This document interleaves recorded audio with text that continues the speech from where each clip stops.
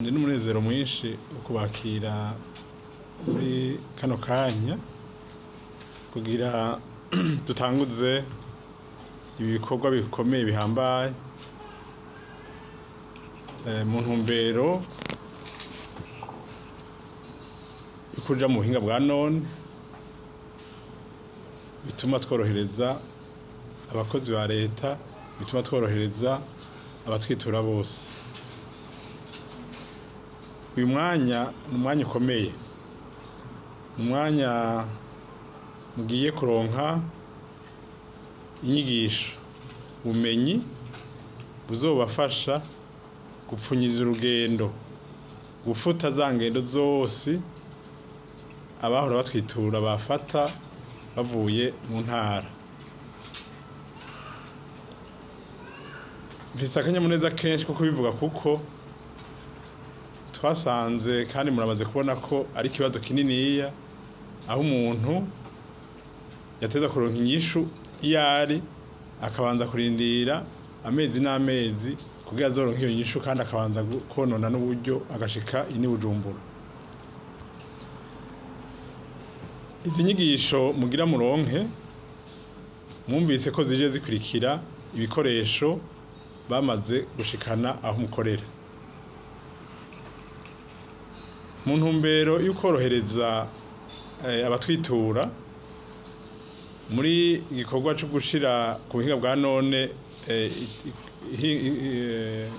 igikorwa canke ikwikirana ry'amadosiye y'abakozi ba leta, aho tugejeje, aho ubushikiranganji bugejeje, hari hageze ko mu ntara naho hashikirwa kugira ico gikorwa gikwire hose. Ubwo buhinga rero bwaramaze gushika iwanyu mu ntara nshasha zitanu murabizi, kugira ejo bukera twe twitegurira ingene zoshika mu makomine naho. Rero mwe muje muhamagariwe gufata nka nkama uyu mugambi, muhamagariwe kuba ba mbere babikora kandi bavyumva.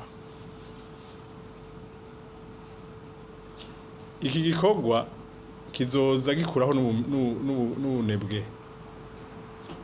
Twifuza rero yuko mwebwe mugira muronke muri ko muraronka ubumenyi mugende mu bukoresha kugira tugabanye canke dufute imyidogo iri mu batwitura.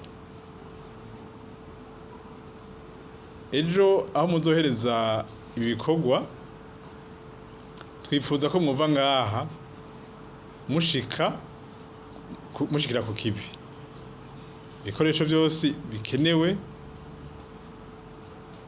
nabwiye kandi murabizi ko biri ku migwi aho mukorera. Genda rero muze mube akarorero, hanyuma muze mube intumwa nziza z'ubushikiranganji kugira mushikane ubwo butumwa, kugira mukore ibyo muteza gukora kandi mubikore mufite ubumenyi.